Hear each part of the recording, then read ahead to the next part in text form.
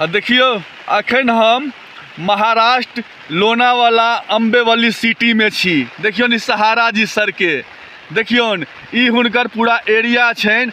देखियो भारत माता जी के साक्षात एकदम से तस्वीर उतार के रख देने छथिन। कितने सुंदर लग रहल छन बुझलिए। ई जे के पूरा एरिया 10,000 बीघा से ऊपर में फैलल छन बुझलिए। पूरा देखाब तो बाप रे बाप बड़का टा वीडियो बन जेते। जते होइया से निक निक जगह पर हम अहाँ के देखा दै छी। देखियो केते हरा भरा छे पूरा एकदम से। सुनै छी जे सहारा जी सर जी अब पैसा सेहो लुटवे वाला छथिन जे अपना सब जमा करे छलियन है। ओइ में से एगो हमहू छी बुझलिए। बड़ा कृपा बनेने रहथिन भगवान हुनका ऊपर।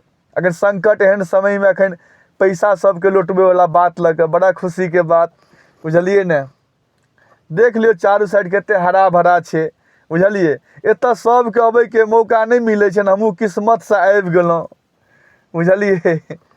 देख लियो और थोड़े बहुत और दिखा देव अहाँ सबके बुझलिए।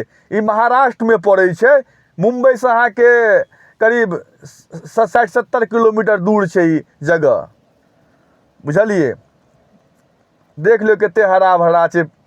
देखियो अपना सबके जे छे ने ऊपर में तिरंगा देख लियो केते नीक से लागल है। देखे छे तिरंगा नहबे देखियो ई जे देखाया सामने झरना बुझलिए ना।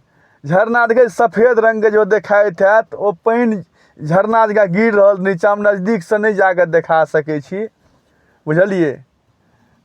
बुझलिए स्वर्गे कहबाक चाहिए एहि सब एरिया के। देखे छिए पहाड़ सब एकदम कितने हरा भरा बुझलिए। की कहू बड़ा बहुत सुंदर जगह सब छे बुझलिए। अपना सबके पता नहीं अपना सबके गांव घर में अपना सबके राज में कहिया सुधार हेतै। देखियो ने केते हरा भरा छे केते सुंदर लग रहल छे। पूरा टूरिस्ट एरिया सब छे घूमे वाला एरिया बुझलिए। एतऽ के गांव समाज के कतो नहीं जाय पड़े छे। अपन बस बाहर के लोग सब अबै छथिन ओही में एकदम से मजा मस्ती में मेहनत क के कमा धमा के मस्त रहे छे। देखो ना पहाड़ सब कितने सुंदर लग रहल छे हरा भरा एकदम से देखियो पहाड़ सब कितने सुंदर लग बड़ बारिश भ रहल छे बुझलिए। आ छतरियो देखे छिए कोन टाइप के की करबे देख लिया अहाँ सब।